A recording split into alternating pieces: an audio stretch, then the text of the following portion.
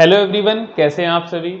आज के वीडियो से we are going to start the new section of political science, that is political ideologies पढ़ेंगे हम basically. इसमें आइडियोलॉजीज जैसे कि आपने सुनी होंगी, liberalism, communism, socialism, feminism, post modernism, modernism, pluralism.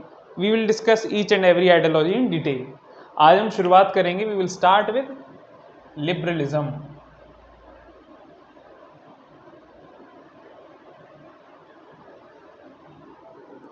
एक ऐसी आइडियोलॉजी, आप सोच सकते हो कि आपको आपका कैरियर चुनने की परमिशन ना हो, आपको आपका स्पाउस चुनने की परमिशन ना हो, आपको कैसे जीवन जीना है ये सब कुछ भी सोचने की परमिशन ना हो। ऐसी सिचुएशन, अगर ये विचारधारा ना हो तो ऐसी सिचुएशन आ चुकी होती। और ऐसी सिचुएशन इनफैक्ट बहुत सारे वर्गों के लिए एग्जिस्ट भी करती थी, भारत में भी और यूरोप वगैरह में भी।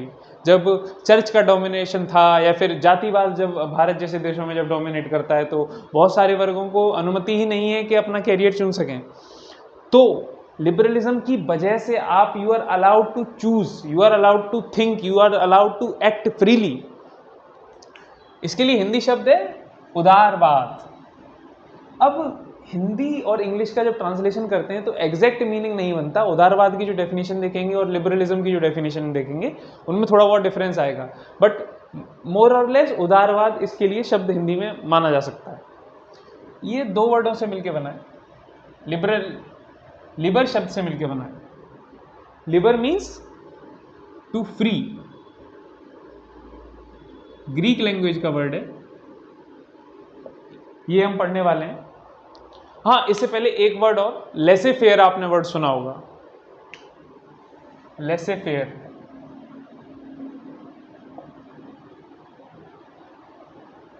ये फ्रेंच वर्ड है, इसका मतलब होता है लेफ्ट अलोन। पहले बता दिया, आगे काम आएगा।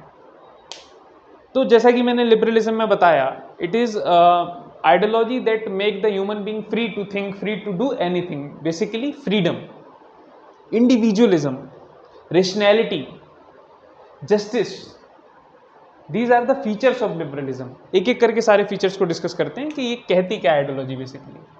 अब फीचर्स से पहले एक बात और, ये क्यों लोगों को सोचना पड़ा कि हमें फ्री होना चाहिए, और वैसे होना चाहिए सबको, लेकिन ये कब हुआ? 18th सेंचुरी की बात है। 18th सेंचुरी तक आते आते यूरोप में चर्च के अगेंस्ट बहुत सारे मूवमेंट हो चुके थे, प्रोटेस्टेंट राइज कर चुके थे, लोगों ने क्वेश्चन करना शुरू कर दिया था। मोनार्क की जो डिवाइन पावर्स थी उनको क्वेश्चन करना शुरू किया, जो फ्यूडलिज्म था उसके अगेंस्ट गए। बेसिकली 19th सेंचुरी के स्टार्टिंग में ना,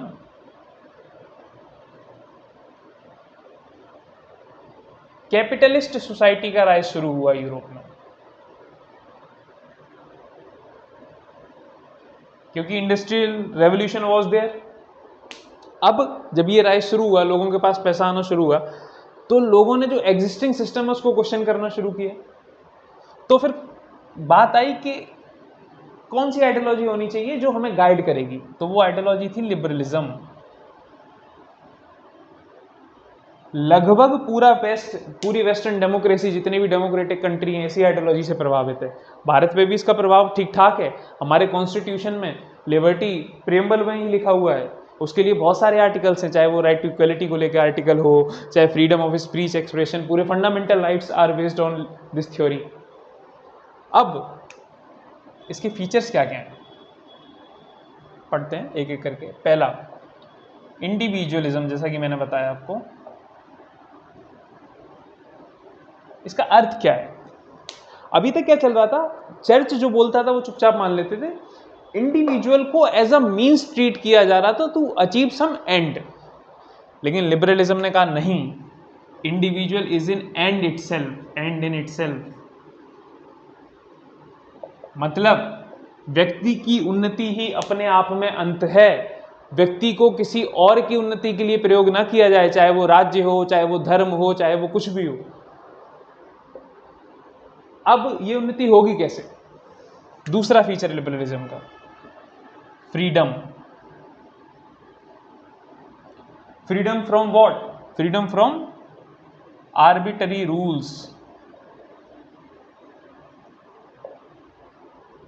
freedom from social stigma, social norms basically, या रिलीजियस नॉर्म्स भी बोल सकते हैं।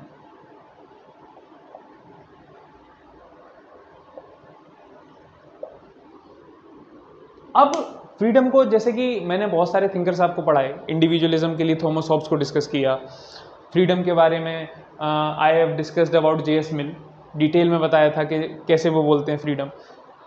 लिबरलिज्म फ्रीडम की कैसे बात करता है?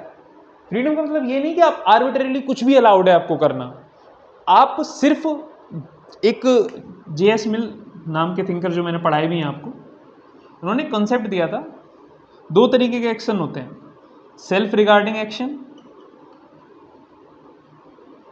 दूसरा other regarding action.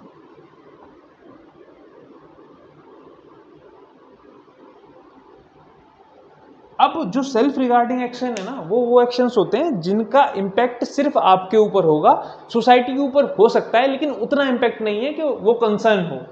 Other regarding action वो होते हैं जिनका इम्पैक्ट आपसे ज़्यादा दूसरों के ऊपर होगा, आपके एक्शन का इम्पैक्ट दूसरों के ऊपर।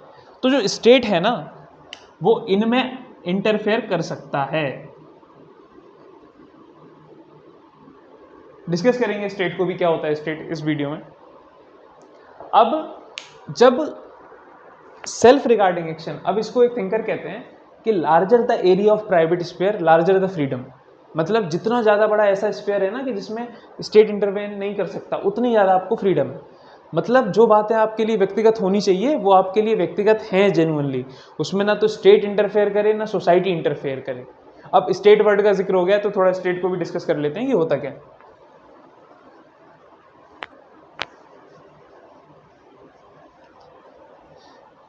बीच में डिस्कस करना पड़ रहा है, कायदे से तो लेक्चर के स्टार्टिंग में करना चाहिए था, बट नो प्रॉब्लम। स्टेट एक ऐसी पॉलिटिकल एंटिटी है that has sovereignty over a certain amount of territory, a certain territory. अर्थात सोवरेनिटी का मतलब होता है कि जो अथॉरिटी है ना वो अनक्वेश्चनेबल है अपनी टेरिटरी के ऊपर रूल्स में, मतलब कोई एक्सटर्नल पावर उसको क्वेश्चन नहीं कर सकती, उसके अगेंस्ट नहीं जा सकती। सोवरेनिटी का अर्थ ये है, जैसे भारत की सरकार जो है, सरकार अर्थात लेजिस्लेचर, जुडिशरी और एग्जीक्यूटिव तीनों, स्टेट जो है वो अमेरिका के दबाव में नहीं डिसीजन लेगा अपने डोमेस्टिक, वो यूके के दबाव में डिसीजन नहीं लेगा डोमेस्टिक, हाँ ले सकता है, कुछ डिसीजंस वहाँ से प्रभावित हो सकते हैं अलग अलग, क्योंकि ग्लोबलाइजेशन का दौर है। लेकिन हाँ एब्सोल्यूट तौर पे ऐसा नहीं होगा कि उन्होंने बोल दिया कि तुम्हें ये करना है तो you have to do that, नहीं, ऐसा कुछ नहीं है। हम फ्री हैं टू टेक डिसीजंस अपनी टेरिटरी के अंदर अंदर। अब स्टेट के 4 कंपोनेंट होते हैं, पहला पॉपुलेशन, दूसरा टेरिटरी, तीसरा सोवरेनिटी, चौथा गवर्नमेंट।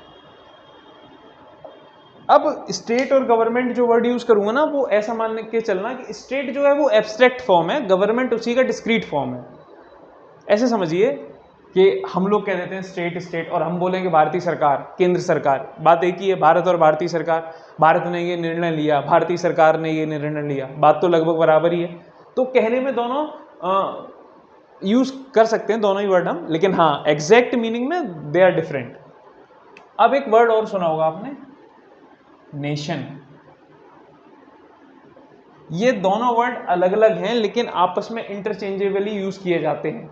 अब फर्क क्या है इनका, आराम से समझते हैं।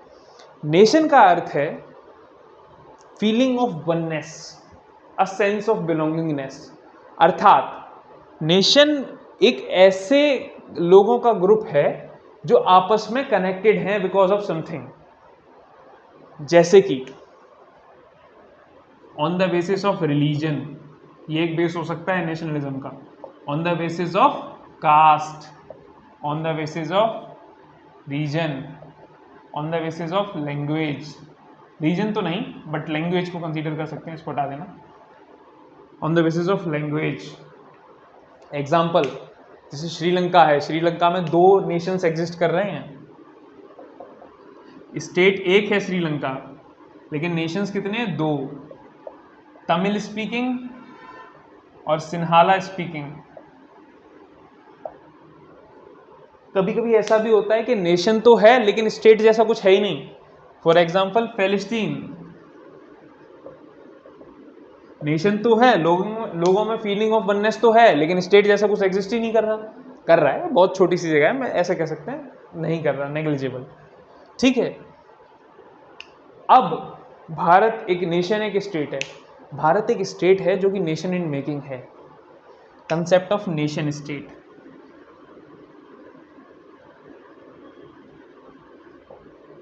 ठीक है, this was all about state and nation. अब अपने लिबरल फीचर्स पे वापस आते हैं कि क्या क्या क्वालिटीज हैं लिबरलिज्म की। क्या क्या डिस्कस किया हमने? We have discussed individualism,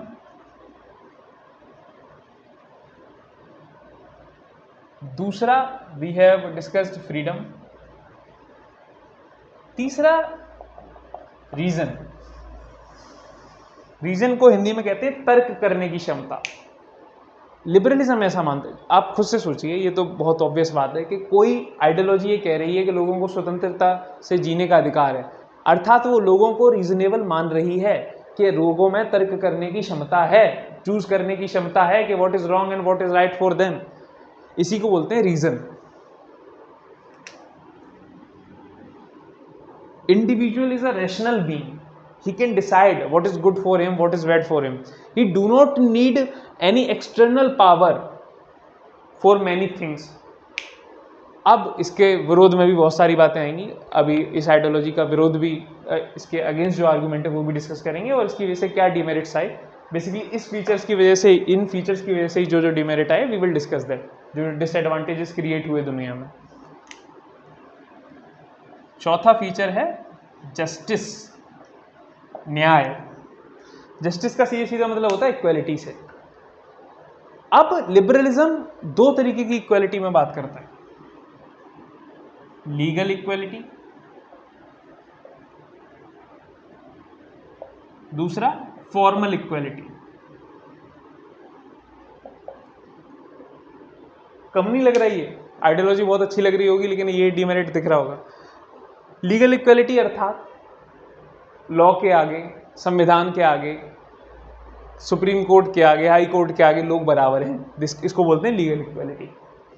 formal equality अर्थात इक्वालिटी ऑफ अपॉर्चुनिटी, मतलब on the basis of worth सब बराबर हैं, सबको बराबर अधिकार मिलना चाहिए कोई भी लक्ष्य को प्राप्त करने का। ऐसा है क्या सही में कि सारे लोग on the basis of birth बराबर होंगे? ये बहुत गोलू सी स्टेटमेंट है कि all citizens are equal, all are equal on the basis of birth. नहीं भाई, मैंने पिछले वीडियो में भी बताया है, डिटेल में बताता हूँ। ऐसे समझो, बर्थ के बेस पे हमें जो जो चीज़ें मिलती हैं, 5-6 चीज़ें मिलती हैं, आप डिफरेंस समझ सकते हो कि कितना ज़्यादा इम्पेक्ट कर सकती हैं चीज़ें। पहला, बर्थ के बेस पे जेंडर डिसाइड होता है। मान लो कोई लड़का पैदा होता है, एक सिटी में पैदा होता है, अमीर परिवार में पैदा होता है, हाइट से लंबा होता है और चेहरे से गोरा है, मतलब स्किन फेयर है, ये 5 चीज़ें मिली। अब इसका विपरीत, एक लड़की गांव में पैदा हुई, दलित समाज में पैदा हुई, हाइट से छोटी है, गरीब घर से है और स्किन काली है। अब ये लड़का और ये लड़की, ये दोनों समान है क्या? नहीं भाई। अगर इस लड़के को ऐसा जीवन इमेजिन करने के लिए भी कहा जाए तो ये लड़की, ये जो लड़का है, ये सुसाइड करना पसंद करेगा। और कोई भी व्यक्ति जो आपको ज़्यादातर कामयाब दिखेंगे, उनमें ये सारे फीचर सेटिस्फाई होते हुए दिखेंगे जो ये लड़के के फीचर्स थे। तो समझिए, इक्वालिटी नहीं है on the basis of birth जो लिबरलिज्म ने मान लिया है। अब इसने क्यों माना है? क्योंकि मैंने एक वर्ड बताया था, ये राइज क्यों हुआ? Because of capitalism. Rise of capitalist society की वजह से लिबरलिज्म वॉज स्टार्टेड बेसिकली। अब क्योंकि कैपिटलिज्म को बढ़ावा देना है तो ये फॉर्मल इक्वालिटी भी देनी पड़ेगी। ऐसा क्यों? क्योंकि अगर हमने ऐसा मान लिया कि on the basis of birth लोग अनइक्वल हैं, तो जो स्टेट होगा उसको इक्वलिटी के लिए काम करना पड़ेगा, पैसा खर्च करना पड़ेगा। पैसा कहाँ से आएगा? टैक्स से। टैक्स कौन देगा? पूंजीपति लोग, कैपिटलिस्ट लोग। तो लिबरलिज्म इस चीज को क्यों मानेगा कि सारे लोग अनइक्वल्स हैं? तो these were the features of liberalism, these were the ideas of liberalism. अब एक वर्ड सुना होगा आप लोगों ने, लिबरलिज्म बेसिकली 3 पार्ट्स में डेवलप हुआ है, 3 फेजेस हैं लिबरलिज्म के। पहला है क्लासिकल लिबरलिज्म,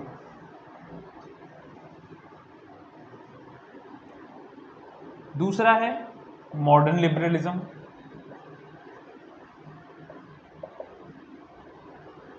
इसको पॉजिटिव भी बोलते हैं, पॉजिटिव लिबरलिज्म भी बोलते हैं।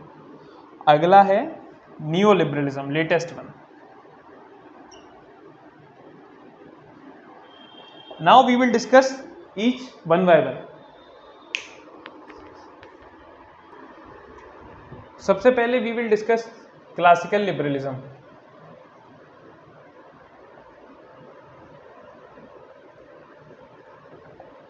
क्लासिकल लिबरलिज्म के लिए एक और वर्ड यूज किया जाता है, नेगेटिव लिबरलिज्म। लिबरलिज्म अर्थात जब फ्रीडम को लगभग एब्सोल्यूट बना दिया हो, मतलब minimum interference of the state. अब जितने भी मैंने फीचर्स बताए उन सबको आप एक्सट्रीम ले जाइए, एकदम एब्सोल्यूट टर्म्स में, उसको बोलते हैं क्लासिकल लिबरलिज्म। अब क्लासिकल लिबरलिज्म राज्य को क्या काम देता है, जो सबसे इंपॉर्टेंट चीज है जानने के लिए, स्टेट को कैसे देखता है। एक लिबरल, क्लासिकल लिबरल थिंकर्स हुए बहुत सारे, उनमें से एक थे थॉमस पेन। उन्होंने कहा state it is a necessary evil, it is a necessary evil. मतलब स्टेट नेसेसरी है लेकिन बहुत गलत चीज है। गलत क्यों है? क्योंकि ये इंडिविजुअल की फ्रीडम को रोकता है। और एक व्यक्ति हुए थॉमस जेफरसन, उन्होंने कहा state which governs the least is the best state, is the best state. आराम से समझिए, ऐसा राज्य जो सबसे कम गवर्न करे वो सबसे अच्छा राज्य है, वो सबसे अच्छा देश है। कहने का अर्थ क्या है, जो इकोनॉमी है, जैसा मैंने एक वर्ड बताया था लेसे फेयर, लेसे फेयर का अर्थ होता है लेफ्ट अलोन। जो मार्केट है, ये बेसिकली मार्केट के बारे में थ्योरी दे रहे हैं कि मार्केट को ना अकेला छोड़ दो, ना स्टेट सब्सिडी के लिए काम करे, ना ही वेलफेयर के लिए काम करे, अकेला छोड़ दो। मतलब बायर्स और सेलर्स आपस में इंटरेक्ट करें, बायर्स और सेलर्स विदाउट एनी रिस्ट्रिक्शन। और ना तो स्टेट प्राइस डिफाइन कर सकता, ना ही लोगों से टैक्स ले सकता है, चाहे ना ही मुनाफे को डिफाइन करेगा, एक लिमिट लगाएगा किसी भी चीज़ों पे। मतलब एकदम खुला छोड़ दिया मार्केट पे। उसको बोलते हैं लेसे फेयर और उसी को बोलते हैं फ्री मार्केट इकोनॉमी। बायर्स और सेलर्स ही डिसाइड करेंगे, ना ही सरकार लोगों के वेलफेयर के लिए काम करेगी, ना ही सरकार एम्प्लॉयमेंट के लिए काम करेगी, ना ही सरकार अपलिफ्टमेंट के लिए काम करेगी गरीबों के। सरकार का काम है बस रूल्स बनाना जिससे कि मार्केट फ्रीली काम कर सके, लॉ एंड ऑर्डर मेंटेन करना, और जो ट्रांसफर्स हो रहे हो, जो कॉन्ट्रैक्ट हो, वो प्रॉपर इन्फोर्स रहे। उसका enforcement was the work of state, was the work of government. अब ये जो सिचुएशन है कि मार्केट को खुला छोड़ दिया, एक व्यक्ति हुए एडम स्मिथ, बहुत बड़े इकोनॉमिस्ट थे, उनकी बुक है study the wealth of nation नाम से, ऐसा कुछ कुछ। तो उन्हीं की ये आइडियोलॉजी है। उनका कहना था कि मार्केट अपने आप ठीक कर लेता है अपनी जितनी भी मुसीबतें होती हैं। कैसे? क्योंकि मार्केट के पास एक चीज होती है invisible hand, invisible hand of market, जो कि एम्प्लॉयमेंट भी दे देगा, जो कि प्राइस को भी ठीक कर लेगा, जो कि इन्फ्लेशन को भी ठीक कर लेगा। स्टेट को बीच में आने की कोई आवश्यकता नहीं है। तो जब ऐसी इकोनॉमी क्रिएट होगी, इस तरीके से स्टेट को देखा जा रहा है कि state should not interfere in anything, state should govern the least, state's work is only to maintain the law and order, to maintain the free market economy. अब क्या हुआ ना, 18th सेंचुरी खत्म होते होते, 19th सेंचुरी खत्म होते होते कुछ इवेंट्स हुए अर्ली 20th सेंचुरी तक, मतलब 1930 तक कुछ इवेंट हुए। पहला इवेंट क्या हुआ कि इनइक्वालिटी बढ़ने लगी बहुत ज़्यादा कंट्री में, पॉवर्टी बहुत ज़्यादा, गरीबी बहुत ज़्यादा बढ़ने लगी, बीमारियां बहुत ज़्यादा बढ़ने लगी, लोगों के पास इलाज करने वाले का पैसा नहीं था। Income inequality was one of the major reason कि इस थ्योरी पे सवाल उठने लगे। एक और, जैसे इन्होंने इनविजुअल हैंड बोला ना, एक बहुत इनविजुअल फैक्टर भी था इस चीज को लेके, वो था राइज ऑफ कम्युनिज्म।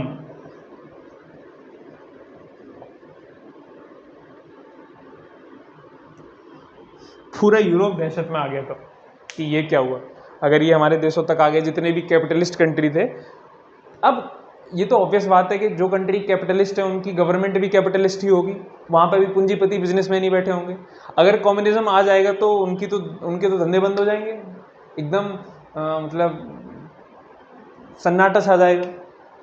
तो क्योंकि खौफ इतना था कम्युनिज्म का, और आते हुए दिख भी रहा था, कुछ राज्यों में आया, कुछ रशिया ने देखा कम्युनिज्म, और बहुत सारे लैटिन अमेरिका के कंट्रीज ने देखा।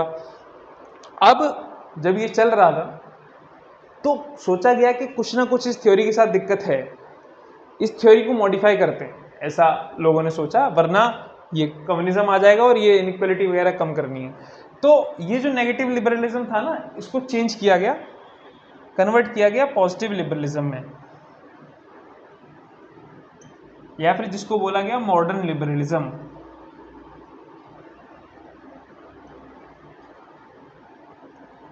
इसमें क्या हुआ, बहुत सारे थिंकर्स ने देखा कि यार इनकम इनइक्वालिटी बढ़ती जा रही है, पॉवर्टी बढ़ती जा रही है, गरीब, हेल्थ कंसर्न्स, डिसीजेस लगातार इंक्रीज हो रही हैं, क्योंकि लोगों के पास पैसे ही नहीं है इलाज करवाने के। एक वर्ग के पास वेल्थ बहुत ज़्यादा पहुंच चुकी है और एक वर्ग बहुत ज़्यादा गरीब होता जा रहा है, और ये संख्या में बहुत ज़्यादा है, कुछ ना कुछ तो गड़बड़ है। तो उन्होंने कहा नहीं, स्टेट मिनिमल स्टेट नहीं होगा, state should work as a welfare state. Welfare state, ये वाला कंसेप्ट आया 19th सेंचुरी के बाद, 20th सेंचुरी में। एक व्यक्ति हुए यूके में, जेएम किन्स, इसको मिटा देते हैं थोड़ा,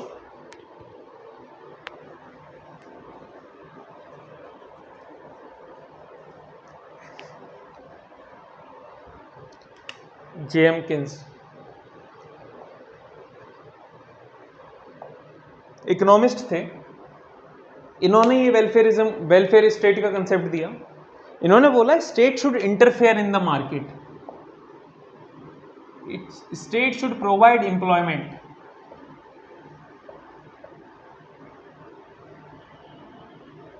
state should provide employment, state should do the welfare work. वरना जो ये ड्रामा मचा हुआ है ना, 1930 में ग्रेट डिप्रेशन भी आया था अमेरिका में, यूरोप में, ठीक है, दोनों जगह पे इफेक्ट तो था ही कम से कम।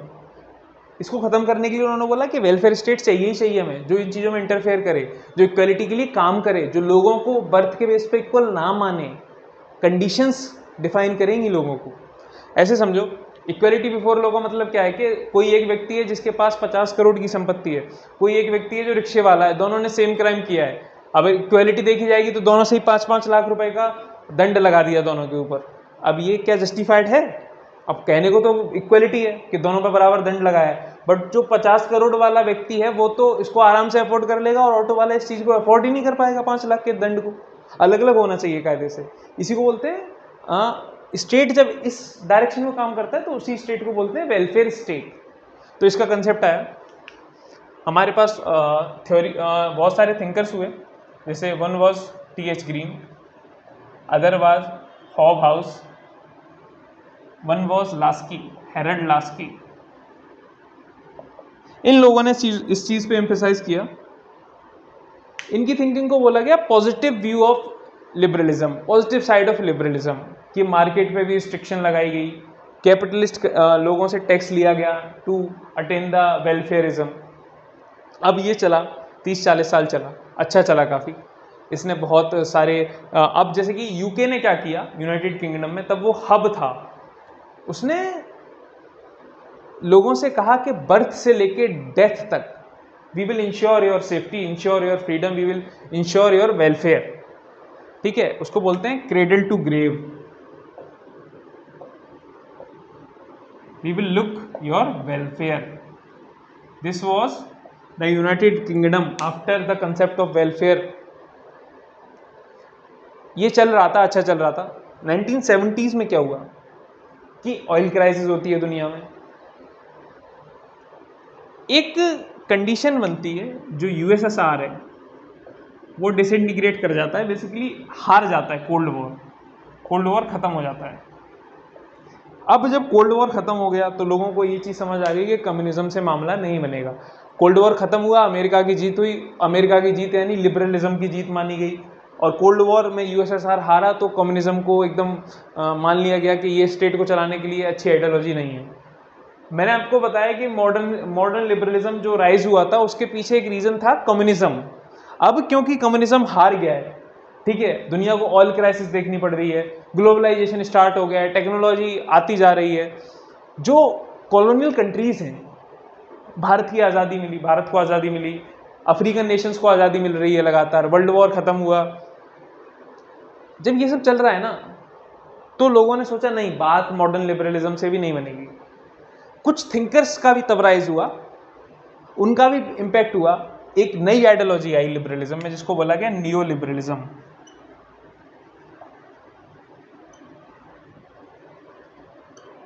इसमें क्या होता है, जो क्लासिकल लिबरलिज्म है उसको दोबारा राइज होता है। इसके 3 राइटर्स हैं, फ्रेडरिक हाइक, मिल्टन फ्रेडमैन, और एक और थिंकर हुए हैं रॉबर्ट नोजिक। पता चल क्या रहा है, ग्लोबलाइजेशन स्टार्ट हुई, वर्ल्ड बैंक बना, आईएमएफ बना, ये इंस्टीट्यूट्स की स्थापना की जा रही है। इनकी स्थापना कर कौन रहा है, यूएसए, यूके, या यूरोपियन यूनियन भी कह सकते हैं हम लोग, बेसिकली यूरोप के सारे कंट्रीज। अब क्योंकि थर्ड वर्ल्ड कंट्रीज यानी जो देशों को आज़ादी मिली है, उनको एक्सप्लॉइट करने के लिए एक नया तरीका चाहिए, और इससे बेहतर तरीका क्या हो सकता है कि फ्री मार्केट इकोनॉमी आ जाए, उनका डेवलपमेंट किया ही ना जाए, हमारे प्रोडक्ट्स ही वहाँ बेचे जाएं। कहीं ना कहीं ये रीज़न भी न्यू लिबरलिज्म के राइज पर रहा होगा, उन कंट्रीज़ का, कैपिटलिस्ट कंट्रीज़ का पर्सनल इंटरेस्ट। जब ये इंस्टीट्यूट बने ना, आईएमएफ, वर्ल्ड बैंक वगैरह, ये जब इनकी स्थापना हुई तो जिस जगह हुई उसका नाम था वॉशिंगटन।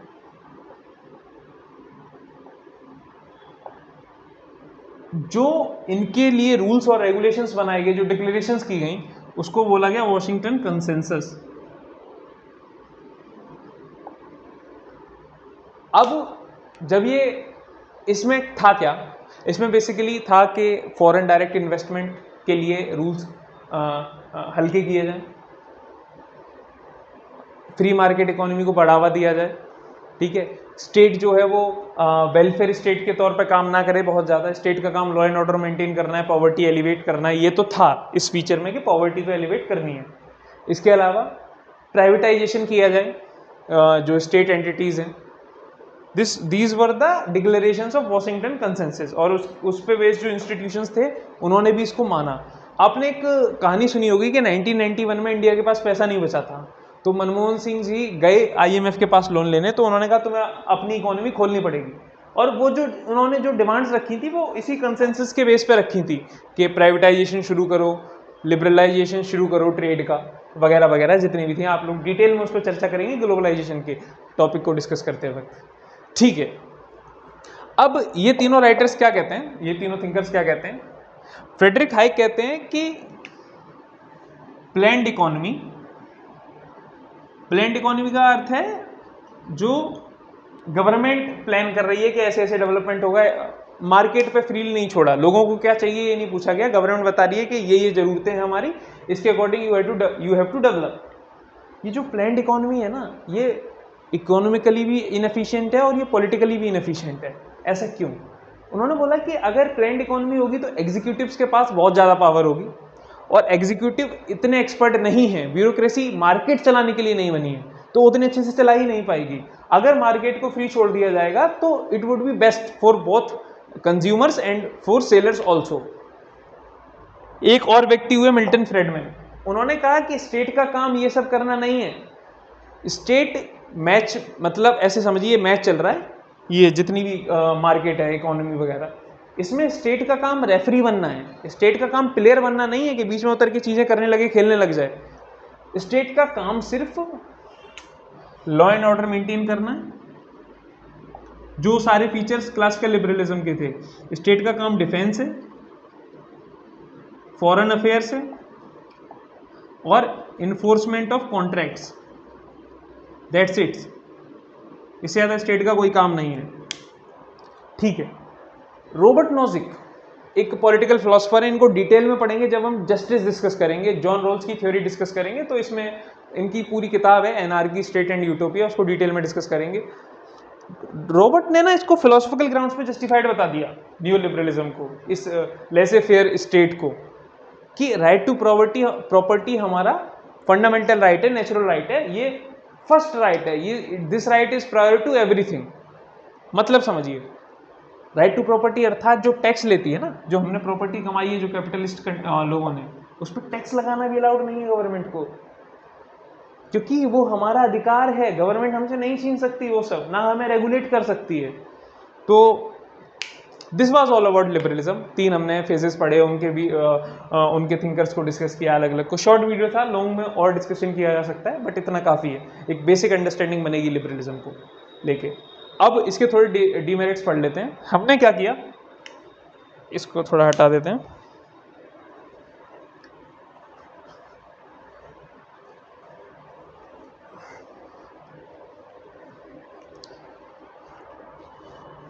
हमने क्या किया, इंडिविजुअल उसके फ्रीडम को टॉप प्रायोरिटी दे दी,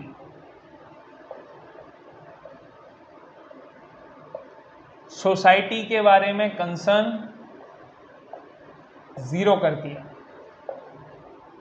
आराम से समझिए, liberalism was one of the major reason for this climate change, क्योंकि अब सोशल रिस्पॉन्सिबिलिटी बची नहीं। मतलब अगर एक प्राइवेट जेट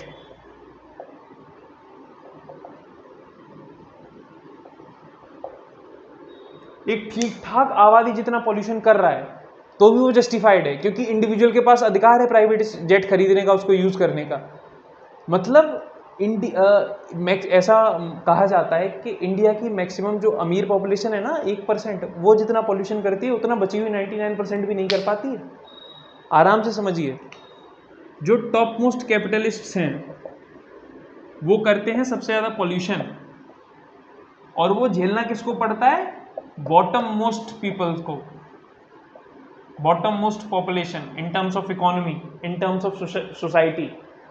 अगर आप सोसाइटी के लिए कंसर्न जीरो कर दोगे, सामाजिक दायित्व तो बिल्कुल ही हटा दोगे किसी व्यक्ति को, तो वैसी हरकतें करेगा, एनवायरनमेंट से लेना देना नहीं, अपनी सोशल रिस्पॉन्सिबिलिटीज चाहे वो एथिकल टर्म्स में हो, मोरालिटी में, उनसे लेना देना नहीं, तो कैसे चलेगा फिर। उसका रिजल्ट क्या निकला कि आज 1.5 degree Celsius average temperature rise हो चुका है। क्लाइमेट के ऊपर मैंने और भी बहुत सारे वीडियोज में बोला है, ये सब इसी की वजह से हुआ है। और एक चीज़ जो मैंने इंडिया के बारे में बोली, ये हर देश के बारे में ट्रू है। वहाँ के जो टॉप कैपिटलिस्ट हैं वो सबसे ज़्यादा पॉल्यूशन करते हैं। अब क्योंकि न्यू लिबरलिज्म है तो उनको ये अधिकार है करने का। अगर इसमें थोड़ी सी सोशल रिस्पॉन्सिबिलिटी डाली जाती और बताया जाता, जैसे एक किस्सा है कि स्टारबक्स के CEO जो हैं, उनका ऑफिस 1500 किलोमीटर दूर था घर से। जब हमारा घर 50 किलोमीटर दूर हो ऑफिस से, तो वहाँ पे जाके किराए पे रहने लग जाते हैं।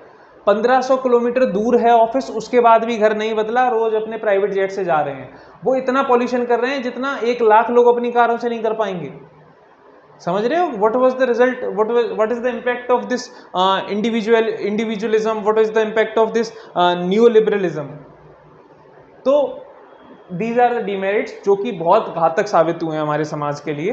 इनको लुक करने की ज़रूरत है, इनको समझने की ज़रूरत है, इनको निपटाने की ज़रूरत है, वरना एनवायरनमेंट ही नहीं बचेगा।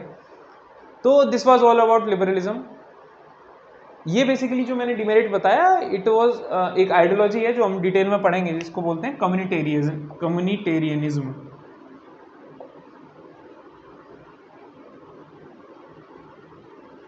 इसमें बेसिकली होता क्या है, थोड़ा सा बता देता हूँ। कम्युनिटी को प्रायोरिटी दी जाती है, कम्युनिटी यानी सोसाइटी, यानी ग्रुप ऑफ पीपल। इसको डिटेल में डिस्कस करेंगे बाद में। तो this was all about liberalism. Next video हमारा होने वाला है कम्युनिज्म के ऊपर, सोशलिज्म के ऊपर। तब तक के लिए गुड बाय।